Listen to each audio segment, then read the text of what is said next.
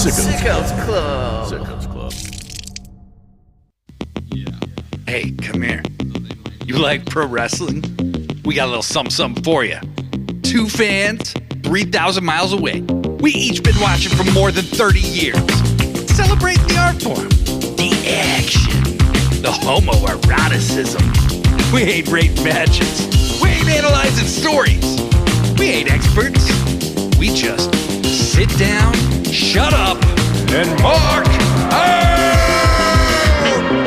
Hello, everybody. It is Blade Daily back at you with another edition of Sit Down, Shut Up, Mark Out. And as always, I'm joined once again by the returning Joshi G, the greatest Canadian pro wrestling podcaster in the history of pro wrestling podcasts. The best there is, the best there was, the best there ever will be.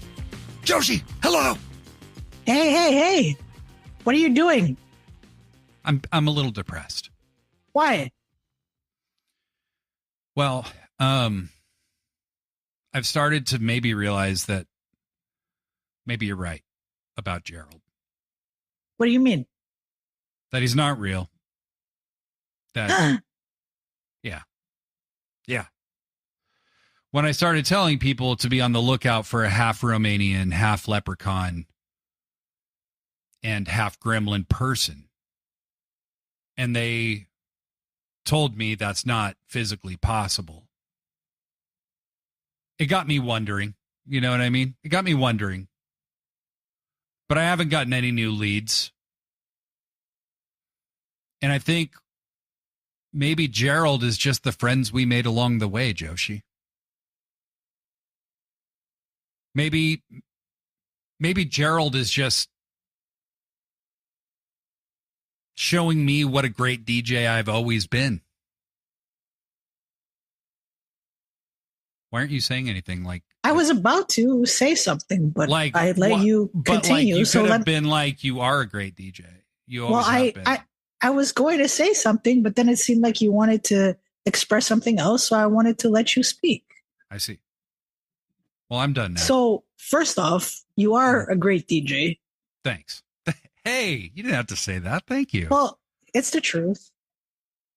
And secondly, you looked away weirdly when you said that. No, that was my dog. See? You hear him barking, right? That's Sandog. Jeez. Keeping an eye on him because he walked into the bedroom. Do you think Sandong believes me? Do you think Sandong thinks I'm a good DJ? Of course he does. He loves your music. Okay. All right. But I just wanted to tell you something, I Blade. Yeah. Remember when we were kids and we had imaginary friends? Yeah. Nobody judged us. Right. People would say that we were very creative. We had an amazing imagination. Yeah. And I think, Gerald is your friend, like Mapim Monet is my friend. And although they're not with us here physically, we have this bond with these amazing people. I don't know. Okay, Mapim Monet is not really a person, but neither is Gerald. So neither is Gerald, but they live in our minds. They live in our hearts. And they help us with certain things. And nobody can call us crazy, for this. This actually shows that we're two very creative people with a vivid imagination. And, we also have to say that we have Uncle Don Callis that takes really good care of us. Yeah. And he does take really good care of us. He does. Each and every week. He's real. He's real. We know he's real. And we see him as much as we can. We try to get together once a month. Yeah. So it's like, okay, the Gerald and Mapim Monet stuff, maybe it's in our heads. I don't know. But we know that we have the love and support of our dear Uncle Don. And that makes me feel better when I go to bed at night. And I think it should make you feel better too. Hey, thanks, Joshi. You're welcome. Really lifted me up right there. Thank you. Well, I was feeling pretty bad. People say, oh, you're delusional, you're hallucinating, you're a psychopath, you're whatever else they would say to that. And I'm like, I'm just creative. You're just creative. And you know what? I'm going to write to Uncle Don and ask him to paint something for us. This beautiful portrait of you and Gerald and me and Muppet Monet, because I know he will do it for us. He is an amazing man. An amazing painter. We will get all into that a little later, because Joshi, one thing that's definitely real was this last Wednesday. There was a very real AEW Dynamite that aired, and you know what that meant. D&D. D&D. D&D. Bringing the dildos back. Bringing the dildos back. Dynamite and dildos, baby. That's what we had this past Wednesday. We really got to work on our simultaneous chanting. We're not good at it. We're not even in the same room, much less, we're not even in the same country, much less the same room. To be fair, we've been through a lot lately. We have. I just acknowledge that somebody I've been searching for and publicizing their missing whereabouts has been a figment of my imagination for this entire time. So, well, Blade, how do you think I feel? I thought I was, sipping on margaritas with a puppet. Atlanta. Well, if we're crazy, Joshi, we can take comfort in one other thing. Darby Allin is cray. Darby has lost his damn mind. Now, it's debatable whether he ever had his mind, but no matter whether he did or he didn't, he's lost it now. Mox faced face Speedball Mike Bailey. My son. And your son, your wrestling son. In a really fun match. And Mox won. And of course, the Death Riders get involved. Specifically, Wheeler Yuta and Marina. Now, am I happy to see Marina? Of course. Am I happy to see Yuta? No. But he must have gotten distracted with his bangs in his eyes, because he got too close to the barricade and whoop! Darby snatched his ass with an ether rag. That's right, dragged him over the barricade. After the match, Mox and Marina are like, what? And they go out to the parking lot, and there's this bag just laying in was it a body bag? What was that? It looked like it was camouflage. I don't even know. But they move him, and Darby intended to run him over with the car. Excalibur said it was stapled to Yuta's head, and other people said it was taped to his head. But what I think Excalibur meant to say is that it was tapled to his head. Tapled. But that note said forbidden door.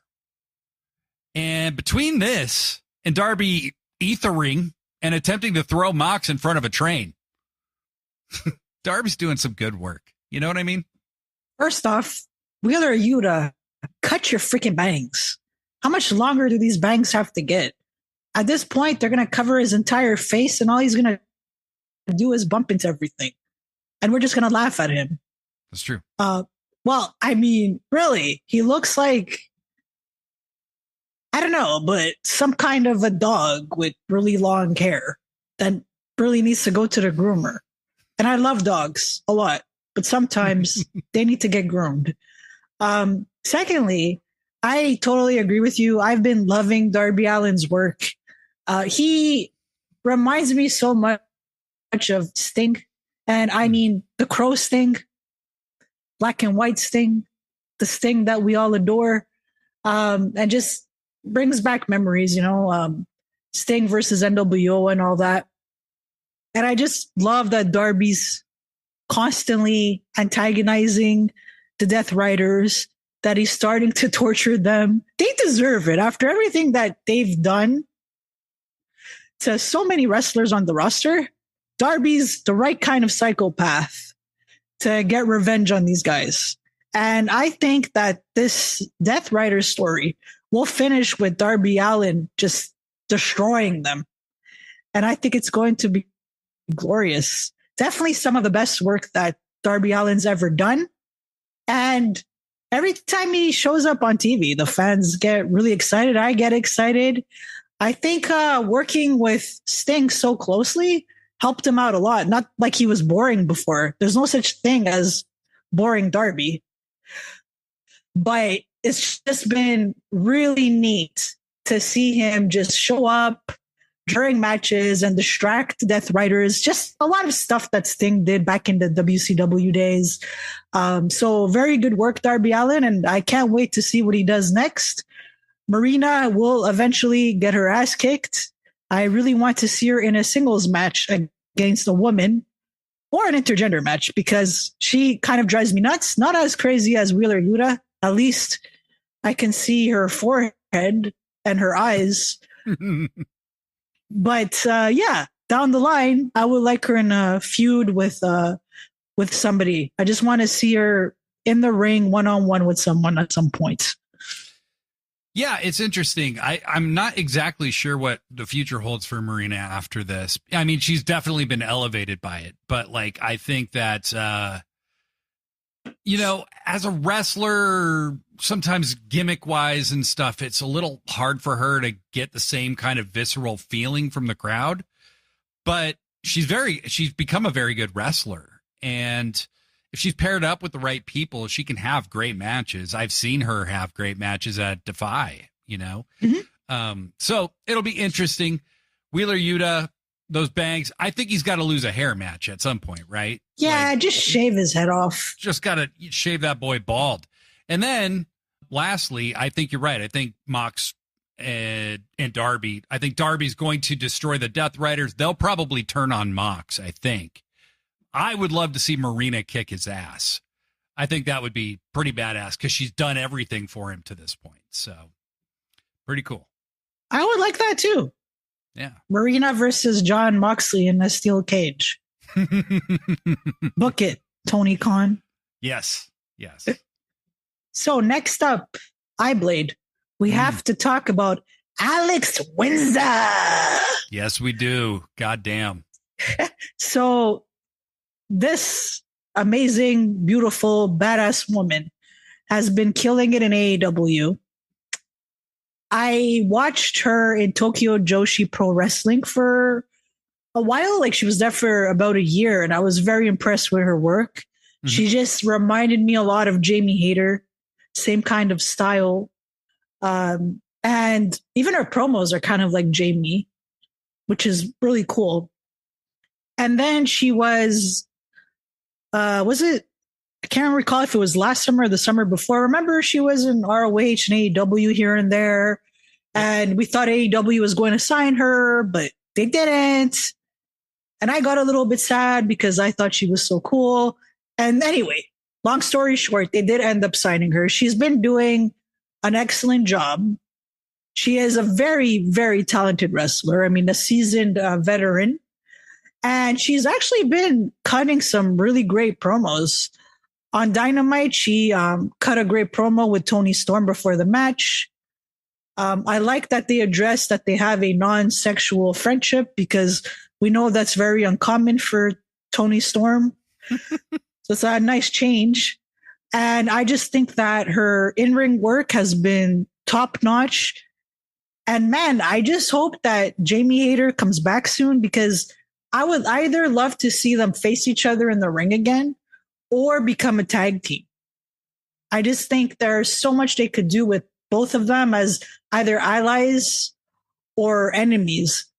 So hopefully Jamie will be okay sooner than later. But so far, I'm enjoying her pairing with Tony Storm. And I think, yeah, she's just been wonderful. I mean, her match with Athena was really good for the ROH Women's title. So I really like her. I just feel like she's going to be a huge star. What are your thoughts, iBlade?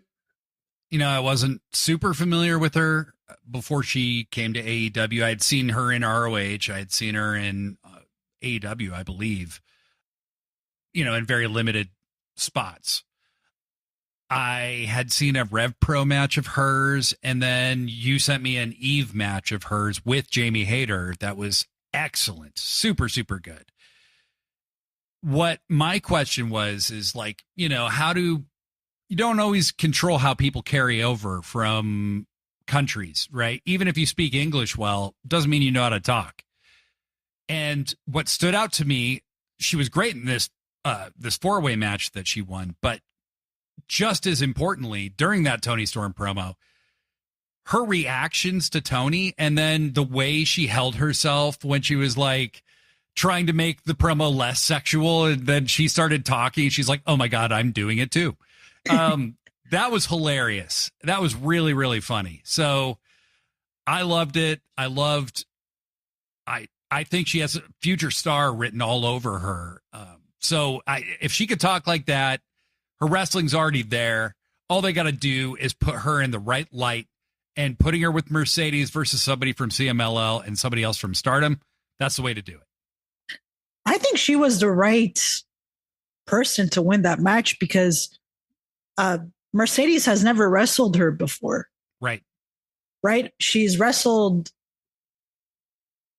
everybody else in that match, actually. Queen Amanada, Sky Blue, Billy Starks, and sorry, Antoine Raphael, but to me, you know, Alex Windsor was the best wrestler in that match. And I just think that because of her experience with Joshi and like just international talent, she will blend in very well with women from different promotions. She's so experienced now. So I thought it was absolutely the right call. I thought the four-way on Dynamite, it was fun. There were some spots that didn't look as great, but I just think Sky Blue in particular needs a lot of reps. So if I was Tony Khan, put her in matches as much as possible, because she wasn't wrestling for a while, which I thought was strange. And I just think that when somebody comes back from an injury, especially the kind of injury that she sustained that kept her out for so long, you don't want to have these long gaps where they're not wrestling. I don't think that helps them. So for Sky, just keep putting her in matches. I think they really need to do that. Basically, I did have one issue with not the match itself, but with what happened before the match. So basically, everybody in that match came out. Athena came out with Billy Starks. Totally makes sense. You know, that's her minion. I did not like that after everyone came out, all the competitors, Toni Storm gets this solo entrance and didn't just come out with Alex Windsor. I didn't understand the purpose of that. First of all, she's not the TBS champion. Like, I could have understood if Mercedes Moné came out, right? Because she would have just, you know, done commentary for the match. Totally makes sense. And secondly, I get that she's feuding with Athena, but Athena didn't get that grand entrance. Right. So how is that fair? It just made it seem like she was a much bigger deal than the other woman, and that the spotlight always needs to be on her. And this is why at times I'm hesitant about what Tony Khan will do with Toni Storm in the future. As much as I would love to see her lose to Athena, because I absolutely think it's time and Athena should become the AEW Women's World Champion, I don't know if Tony Khan sees it that way.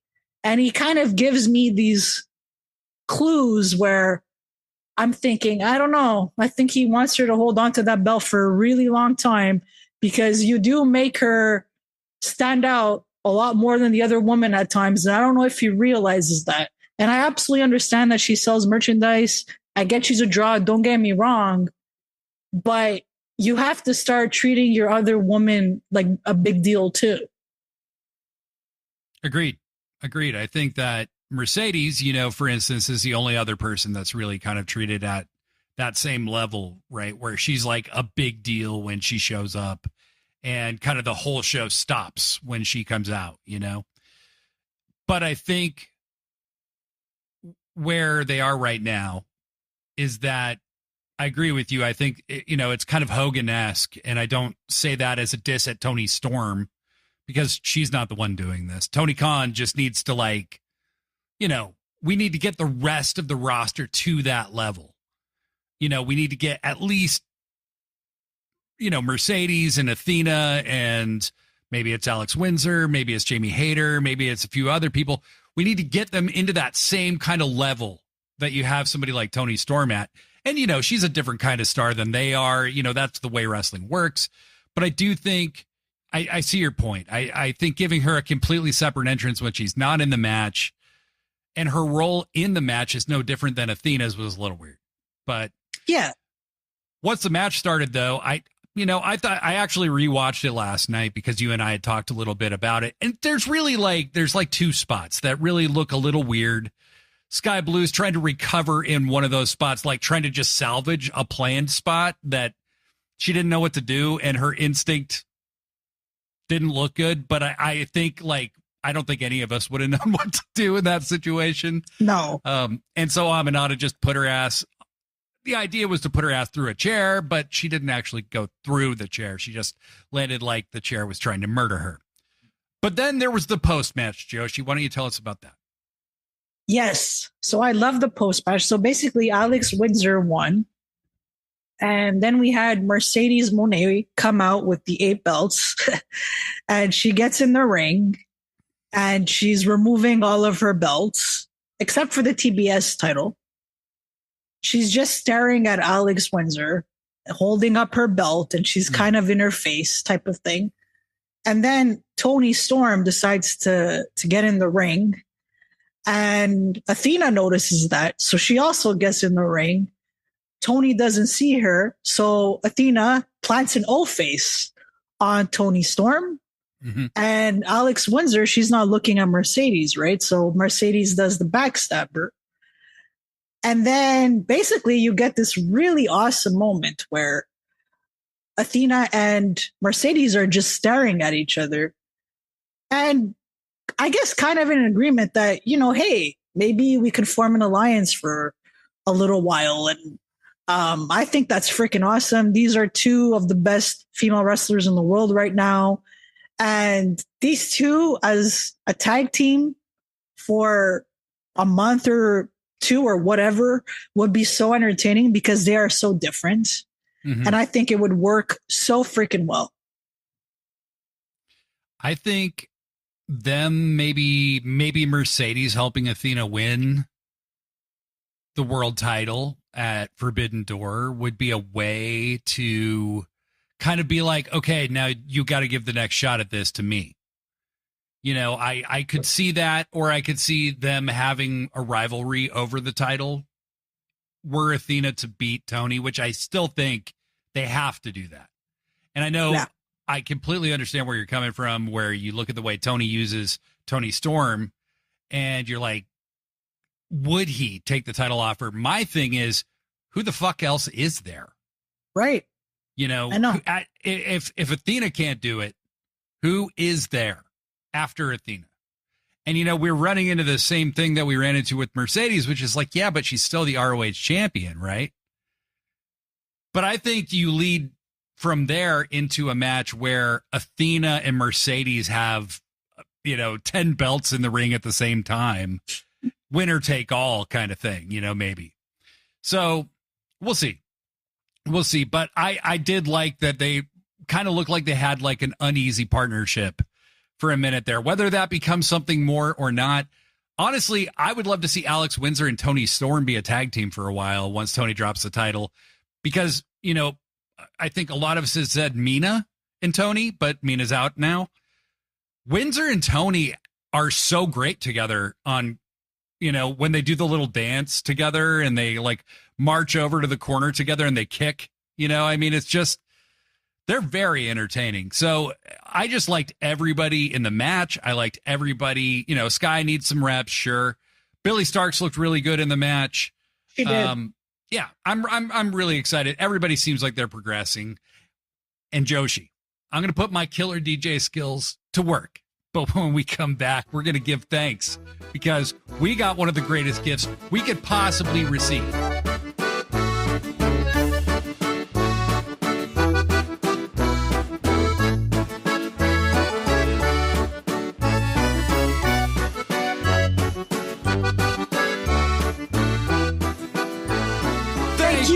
Don. Thank you, Don. Thank you, Don. Thank you, Don. We are so bad at this. I know. I don't know why it's so hard. It's okay. It's okay. Like, look, people have different talents.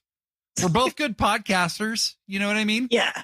So whatever. We're grateful to Uncle Don because yet again this week, he delivers us one of the great moments of AEW Dynamite. We heard that Kyle Fletcher, newly crowned TNT champion, was going to be making an appearance. I was excited because I'm like, how does this man with all these holes in his nutsack come out and deliver some amazing speech, right? I mean, he's got Don with him, so you know it's going to be good. So he comes out with the DCF, which is what the kids, the hip people call the Don Callis family, right? Josh Alexander all of a sudden is dressing like he's in the mafia, which I like. I like it, you know? Like, should he be wearing earmuffs all the time? You know what I mean? So he comes out dressed like he's in the mafia. Lance Archer's there. That's just scary. Just the potential for violence to ensue. But Don comes to the ring with Kyle.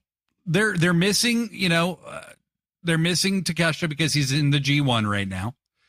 But Don and Kyle basically confirmed that they are the best, and they are, especially Don. Did he not look extra handsome? Oh my God. Can he get any more handsome? What's his trick? Well, I think it's partly the scar looked extra distinguished this week. Yeah.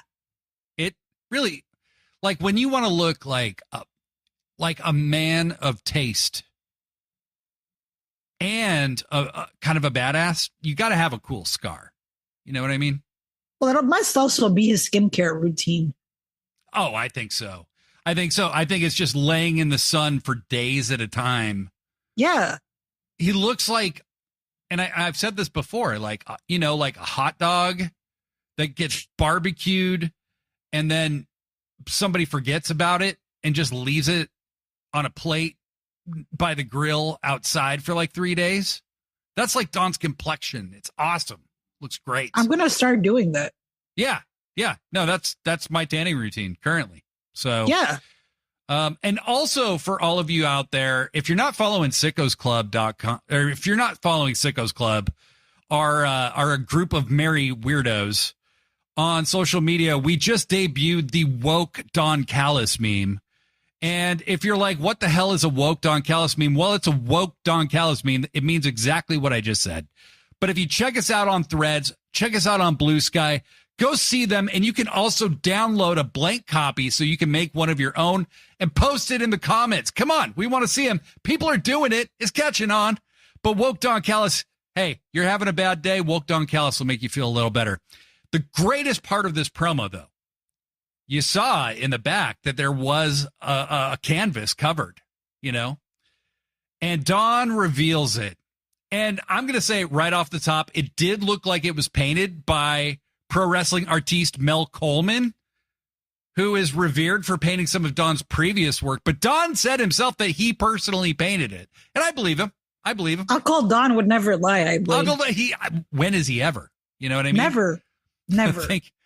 And the painting is of Kyle Fletcher naked, wearing only the TNT title to sadly obscure his holy scrotum, and Don in a Jeff Hardy-esque mesh shirt, looking buff as hell, but let's be fair, Don still made himself smaller than he actually is in real life. He's so humble. He's humble, and he knows to put the focus on Kyle. And so he's just behind Kyle. If it was somebody else, it would be uncomfortably close. But this is Don. It looked cool. You know what I mean? It looked really cool. And so they're going to be they're selling this painting now in the AEW shop. And basically after this show, I'm going on there. It was payday today for me. So I'm going to get me one, I want that painting. Who doesn't? I'm buying that painting. I didn't even know it was for sale. And it joins the pantheon of great Don Callis paintings with the one of him and Kenny. I had no idea it was for sale. And now I really want it. And I think I'm going to put it in my kitchen so that whenever I'm cooking, I stare at it and I say, thank you, Don, for the money and the food that you've provided me. Oh, sorry. I mean, thank you, Uncle Don. Yeah. For all of that you've provided me with, because without you, I wouldn't be where I am today. It really is because of Uncle Don. And, you know, he's clearly a really big guy and he's very muscular. I just admire the fact that he wears a suit. He doesn't show it off. You've ever seen him topless? No, because he is such a humble person. And he knows that if he shows off his body, you'll never be impressed with another wrestler's physique again. 100%. You know, like, you know, the Batman armor? Yeah. Where it's like really like intense. Like basically that's what Don's bare body looks like. It's just jacked to the gills. Oh, yeah. And he hides it. He actually ties his muscles down under his clothes so that they don't make, you know, people who aren't as buff as him, like Kyle Fletcher, look bad, you know? Yeah, well, he doesn't want to make Kyle Fletcher look bad. No. Why would he want to do that? No. You I know? mean, you see Takeshita's jacked, but he's not Don Callis jacked. None of them are. Nobody is. They wish they were. And I think he's the best painter today. Mm-hmm. And I think he should open his own art gallery. We can only pray. Yeah, and we could buy all of his paintings. And I want Don all over my apartment. All of his paintings. It was such a beautiful moment. I did have tears in my eyes, and I know you did too. Oh, I did. It was just so emotional and beautiful. And you saw Kyle Fletcher being all surprised and saying, thank you. I mean, Kyle's a good boy. Kyle's a great kid. He really is. He's a really great kid. And Kyle's just doing such great work right now. Last week, I wasn't on the podcast, but you and Books and Body Slams, shout out. You had mentioned how Kyle Fletcher has been such an amazing surprise to all of us as a singles competitor. The work that he's doing is up there. It's on another level. This guy's going to be a future world champion. He is huge, not as huge as Uncle Don, but that's okay. I mean, but nobody is, like you said. But nobody is. And his in-ring work is stellar. He's young. Imagine how much better he's going to get in like 5 years from now. Right. Might be like the best wrestler in the world. So I just think that putting Kyle with Uncle Don has done wonders for him. And I can't ever see him in a tag team again. He's a singles guy. He's a singles guy now. He doesn't need anybody. He cuts great promos. He doesn't even really need help. Although, you know, Don Callis' family, I mean, they're just so generous. So of course they want to take care of their family during the matches. I understand they're giving, you know, but yeah, I thought it was an amazing, amazing promo. And unlike Stokely, I think what Stokely said on Dynamite was a little bit sad. So let me quote Stokely Hathaway. Yeah. I'm short. I'm bald. I can't get any hoes. I've been fighting my entire life. Stokely, I think you need Don. You need some Don in your life. He doesn't talk like this. It would change. You know, Don's bald. You don't ever hear him talk badly about himself. Yeah. What's this bald sympathy? Yeah. Yeah. Well, and I mean, look, that's the other thing. Like the crowd cheers Don, you know, like when he comes out, it may sound like they're booing, but they're going, ooh, you know, like, you know, and then love Don Callis and those chants. Like AEW audiences are aggressively anti-bald, but Don is universally loved. Yes. Universally loved. So Stokely, yeah, exactly. Stokely should join the Don Callis family and maybe FTR as well, because you have more baldness going on there. Take care of your heads. Yeah. Yeah. No. And shave with clean razors. I think that's another thing. Blade. So I think I've made this very clear, but to reiterate what I've been saying for the past few weeks, Don Callis is one of my favorite parts of Dynamite. He always makes me laugh. He's ridiculous. He's awesome on commentary. He does it all. But so another act that I've been enjoying so much on AEW lately have been the freaking Young Bucks. Yeah. Oh my God. Every time these guys are on TV, I die of laughter. I die from laughter. I'm just like, these two freaking goofballs. Oh my God. And it's so, what they're doing right now, basically everybody hates them and they're making fun of them. It just, it was their idea. It's just such a Bucks. Oh, yeah. Bucks thing to do where it's like, yeah, just, make fun of us and and tear us apart. We love it. That this came from them. And I love this version of the Young Bucks. I really do. I think this might be one of my favorite versions of them ever. They're so freaking funny. When I think of my favorite entrance this year, it's not a question of whose entrance it is. It's which Young Bucks entrance is it? Right. There was the Double or Nothing where they came out to the drum thing for the first time. There was All In where they came out to that insanely over the top Founding Fathers thing and made Justin Roberts read that insanely long script. It took like 10 minutes to get to the ring. There has been the last few weeks, and then somehow on this Dynamite, they actually topped the stuff they've been doing the last few weeks, which was so good. Yes. So what was your favorite part of it, Joshi? Okay. So I love that it's basically the screen comes up and you see the Young Bucks, their names and all that, and the screen just stops. So it hasn't been lifted, and they have to basically go underneath the screen.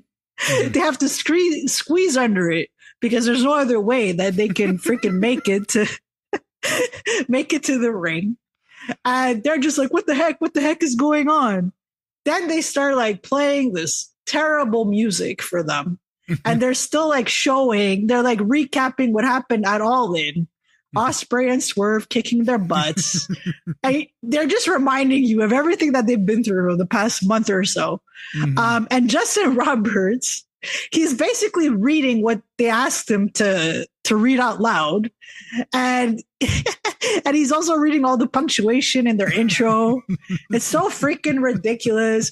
He even says, they don't want to sound like jobbers. And they're like, Justin, you idiot. So Justin is having the time of his life, picking on these guys. And then on top of that, you have the nameplate calling them Max and Jeremy.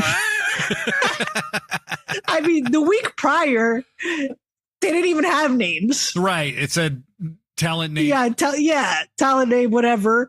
This week, they're Generation Me from TNA again. Did you see AEW put out the graphic as well that Generation Me was all elite? No, I didn't. Okay, I have to look at that. They did it. Yeah, I saw it on Threads. Oh my God. It's just, they're so freaking funny. So they had a match against Brodido. So Bandito and Brody King, which I thought was it was match of the night. That was the best match for sure. Absolutely by a million loved it. miles. It was the match of the night. It was so epic, Joshi. Like I know. Oh my gosh. Bucks matches. I was even starting to believe that maybe they had peaked in ring when they were doing the EVP thing last year. They weren't wrestling a lot. Their matches were a little shorter. You know, they did the thing where they wrestled in the suits for a little while, and then they like branched out into like that weird like pajama looking, like executive pajama look. And they had good matches, but they didn't quite feel like top-notch Young Bucks matches. And even if they had peaked, that would have been very understandable. Nick Jackson is 35 years old. Matt Jackson's 40, you know? Then they came back And since they've come back, they do these entrances and they have these gimmicks where they are the most memorable fucking thing from any show they're on, pretty much. And as good as even Moxley and Hangman was from All In, the best actual like in-ring match was the Bucks versus Swerve and Ospreay. And Bandito with the Bucks, you knew that was going to be insane. When they announced that match, I was like, oh my fucking God. But one thing I never would have predicted, I really didn't see this coming, Brodido beat him. I know. Insane. I like that though. I did too. And I think they should beat FTR as well. I think so. I think that they kind of teased that it was, you assumed that it was going to be the Bucks versus FTR in the finals. They even did the segment last week to kind of make you think that that's where they were going. But man, Brody and Bandito are a really good tag team. Like, really good. They are. And I love the Bucks. I think FTR is an awesome tag team as well. But I do think it's time to focus on the other tag teams. Yep. And so I rather see a newly formed tag team wrestle the Hurt Syndicate now. Bucks FTR, we've seen that so many times, and like, yeah, sure, it doesn't get old or anything like that. But I also do think in order to move the tag team division forward, you can't always rely on the same tag teams either. It's the Tony Mercedes thing, but in the tag team division. You gotta have those guys put over other teams in order to kind of magnify the quality of that division. And I do have mixed feelings about Bandito being the ROH world champion and like a tag team champion at the same time. It's not really what I want, but God damn, it was so good I didn't care. It was just so good. It's like a 5-star TV match. Like, it really was unfucking believable. So yeah, Young Bucks, they are so great. And I mean, I watched that entrance a second time after the show went off the air. I immediately went and found it again right after the episode aired, just so I could watch that. And I was crying, laughing. Like, it's so funny. So good. They're gold. Comedy gold, these two. If you want to look sexy as fuck, go to sickosclub.com/merch and get you some. Joshi, you have been talking with me about Forbidden Door. And yes, I'm going to say right off the bat that I think the card that they've announced so far looks very good. However, it's a little weird because there's no forbidden matches really in it yet. No. There's two that we know of that will happen. Hiroshi Tanahashi's going to face somebody. And Mercedes is going to wrestle Alex Windsor and a rep from CMLL and a rep from Stardom. But other than that, every other match is AEW versus AEW, which is not the spirit of Forbidden Door that we're used to. I have some theories about why that is, but I'd like to hear you talk about it a little bit. You've got a lot of passion on this. Sure. It just feels really off to me. And I completely understand that it's G1 season and they don't want to take any chances announcing that certain wrestlers will be there in case they get injured or they're too beat up and they can't wrestle at Forbidden Door. I understand that. But at the same time, they work with other promotions such as CMLL, Stardom. I mean, they even work with RevPro and they're going to be in London. So I don't see why they couldn't start to plan some AEW RevPro matches. Like, why not? I just think that considering the pay-per-view is 2 weeks from now, it really does not feel like a cross-promotional pay-per-view. I'm not sure what's going on. I completely understand that they didn't do it in June this year. They had to change it to August. There's stuff going on with tournaments, visa issues, fine. But there's also been time to take care of these kind of things like visas and whatnot. It's not like they only announced Forbidden Door a few weeks ago. They announced it last year. So they've had plenty of time to try to figure this out. To me, it seems like they're not sure who's going to be there and what they're going to book. And when I watch Dynamite and Collision, I feel it. For example, we thought we were going to get MJF versus Mystico at Forbidden Door. I thought they would have already started planning for this, and we would have seen Mystico show up on AEW television, or even just having some vignettes calling wrestlers out. Like the past Forbidden Doors, that's what we had. We had wrestlers from New Japan, Stardom calling AEW wrestlers out. And even though they weren't there physically, like in AEW, you at least knew, okay, this match is coming. And then closer to the show, you would have these wrestlers show up. This year, I'm not feeling that at all. And it's just really strange to me. So if you look at the Forbidden Door lineup and you look at these AEW versus AEW matches, we have Okada versus Strickland, Storm versus Athena, Hurt Syndicate versus Brodido or FTR, Darby versus Mox. That's already 4 matches, right? Mm-hmm. Realistically, how many matches are they going to have on this pay-per-view? Well, and I think there's some determining factors here. So I think one of them, did you hear that at the ROH tapings, Mystico wrestled? I did not, no. And he was attacked by MJF. So I think they are kind of doing this thing where they're trying to create some confusion around what MJF's doing at the pay-per-view. Like, is he wrestling Hangman or not?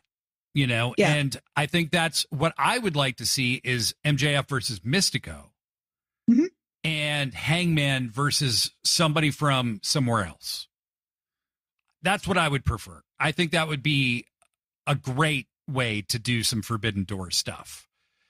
As much as, and I would love it if the Wonder World of Stardom title got defended. I would love it if, we saw Michael Oku, who I'm positive will be there. It's taking place in the UK this year. We're going to get more, and I know that, but I totally feel where you're coming from. There's weeks still left to build it up, but yeah, so far it does feel a little weird. In the beginning, I could understand announcing like Tony versus Athena and Swerve and Okada, because it was like they need to build some like marquee matches. But now it's like been a couple weeks since that was announced. So like, it'll be interesting to see where they go from here. I really think the Gabe Kidd getting hurt might have changed some stuff. Maybe he's still going to be there, because I think Hangman might have defended against Gabe Kidd if Gabe Kidd was healthy. And maybe he still will. I don't know. I think also there was a possibility that he was going to wrestle Kenny Omega again. Just because it seemed like it was leading to that for a little while. But now Kenny's taking time off. Gabe Kidd's injured. I don't know for how long he's going to be out of action. So hopefully Gabe Kidd will be back in time for Forbidden Door. For sure, I think that hurt a little bit, but yeah, it just feels off for a cross promotional pay-per-view. It just feels more like an AEW pay-per-view so far, especially considering that it's not like NJPW is their only partner. They have quite a few now. So I was thinking, all right, well, maybe they'll start off with CMLL at least. And it's cool to know that MJF attacked Mystico at the ROH tapings. But yeah, it's just, I don't know. And also, like, I don't know if Jamie Hayter is going to be back for Forbidden Door, to be honest. And I know that she was heavily featured in advertisements and whatnot. So I'm not sure what happened there. Well, we know she's hurt, but I think the idea was that she was going to be back for for the pay-per-view. And then Ospreay took time off. So what is he going to do at Forbidden Door? Will he be back for Forbidden Door? I don't know. So yeah, there's all these lingering questions. There's a lot of questions around the show right now, and I think that we're not used to that kind of blurriness around this time. It feels like we at least have some big crossover matches announced in the beginning. Yeah. You know, like in the first one, it was Tanahashi and Mox. You knew that was going to be the main event. And then, you know, they did Ospreay and Omega when Ospreay was still in New Japan, and you knew that was going to be a big main event. And then they announced Shingo versus Danielson, and you knew that was going to be a big main event. So I think we don't have that yet. We don't have that crossover match announced. In fact, honestly, out of the matches that are announced, you got Okada versus Swerve. I would say Toni Storm versus Athena feels like the main event right now. It does. And you know, that may change when they announce more stuff, but honestly, it kind of does. Like, I wouldn't mind if that match headlined. But hey, Joshi, I'm going to hit the music. Not Gerald, me. I'm going to hit the music, and when we come back, we got a question to answer. What's with these disappearing women's tournaments?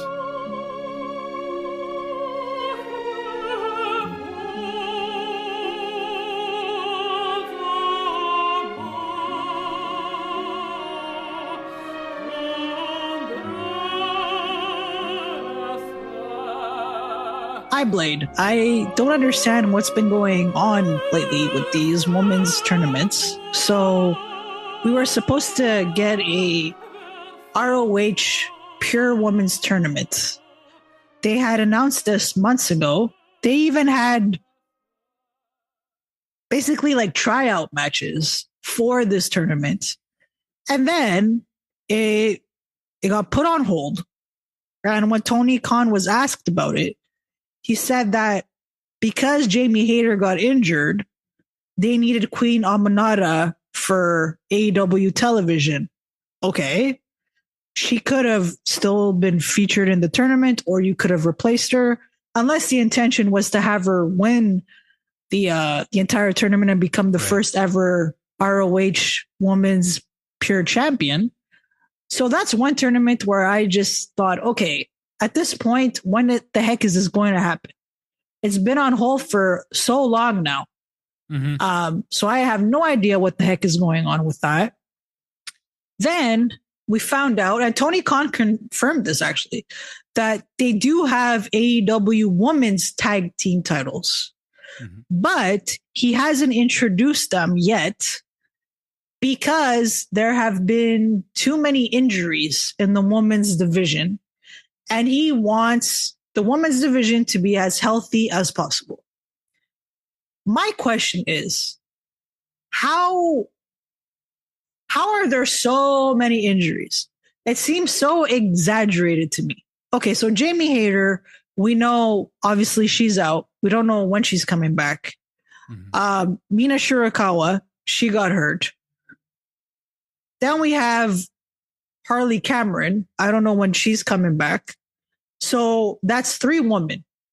I don't think that's enough women to put 2 freaking tournaments on hold for.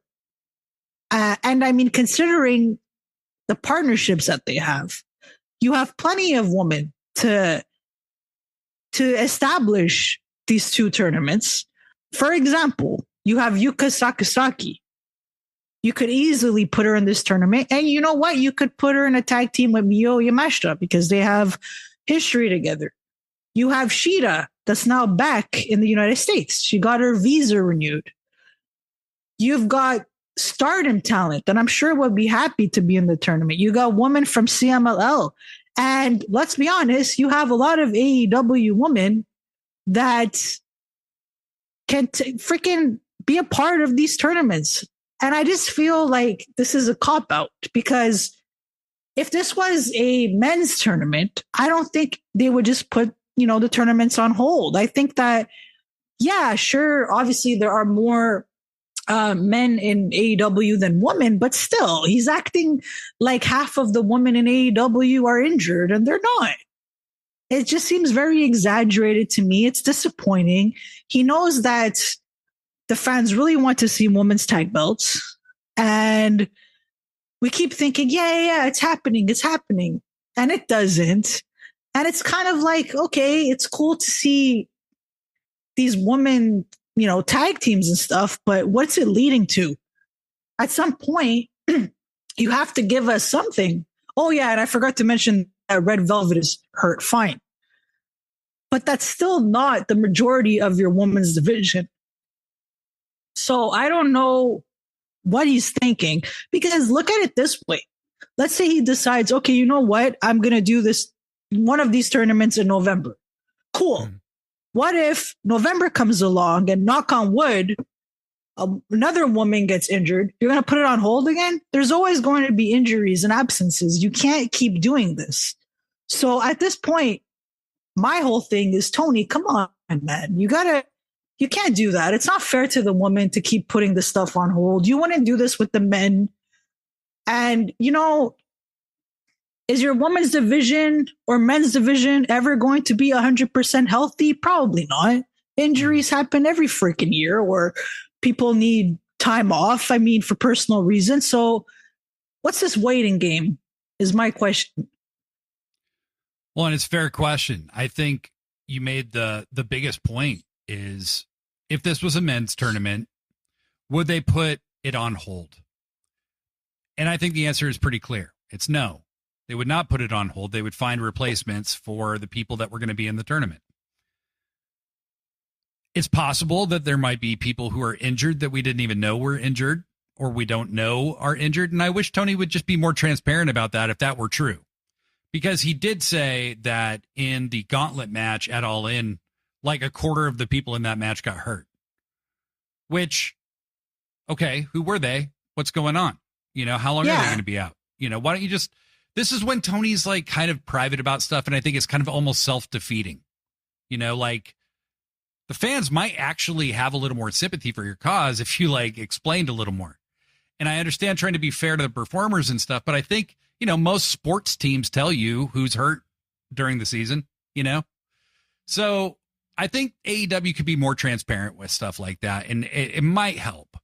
But still, unless the person who is going to win the tournament is hurt, and it just has to be them, like Jamie, like the example you brought up for the Pure title, which kind of weird. Jamie Hayter winning a ROH Pure title after being the AEW Women's World Champion. Well, I think it's more along the lines of Queen Amanado was going to be in that tournament, but because Jamie got hurt, Tony decided that Queen Amanado was going to take her place in AEW for a while. But yeah, now that's two tournaments that are on hold. And I did forget to mention that Thunder Rosa's taking time off. Fine. Right. But there are also women that they don't use that I'm sure would be very happy to be on television. Yeah. And I think Yuka is a great example of somebody who could do great in a Pure title tournament. Somebody who is she adapts her style to her opponents a lot of times. And I think that the U.S. audience has only really seen one side of Yuka that, you've been saying this forever. And I've finally gone back and really watched more of her older stuff, her pre-AEW stuff, where she really showed the, kind of multi-dimensional side of her personality. And she's one hell of a worker. And I would love to see her involved in something like this. And yeah, bring in Yamashita, bring in some people who aren't in AEW to take part in some of these tournaments. It makes the titles feel bigger. It makes them feel like people are coming from all over the world to contend for these titles. So I agree with you. I wish it was different. Tony, don't drop these tournaments. And again, I don't think you cancel an entire tournament just because a few people got hurt. It's like, did they cancel the G1 because Gabe Kidd got hurt? Like, no. Of course not. And Goto was their champion a few months ago, and he got hurt, and he dropped out. So come on. It is, AEW has work to do, a lot of work to do still in some of these areas, and we need them to do it. I agree. And on top of that, if you've decided that you want Mercedes Moné to hold the TBS title for a really long time, and you want Tony Storm to hold the AEW Women's World title for a really long time, you got to give these other women something to fight for. Because like these title reigns are long and they don't need to be, but this is Tony's decision. Mm-hmm. So if you're really set on long title reigns, well, come on, like give the other woman something to do to fight for, Totally agree. And then whatever titles you do introduce, make them feel important and make them feel substantive and like they matter, Well, Joshi, this has been one hell of an episode. And I want to thank you for helping me cope with the realization that Gerald isn't real, even though he does live in my heart. Of course. Muppet Monet lives in your heart. Forever. What we've learned together is that we're very creative people. We're not delusional. We're not just like hallucinating idiots, I mean, we hallucinate, sure, but like we're creative. We're creative. But just as importantly, I want everybody listening to this podcast, if you got time, we would really appreciate it. If you go on the iTunes store, if you go on Spotify, leave us a comment, leave us a 5-star review. We've got a bunch of them, but we want a bunch more because it helps people find us in the algorithm.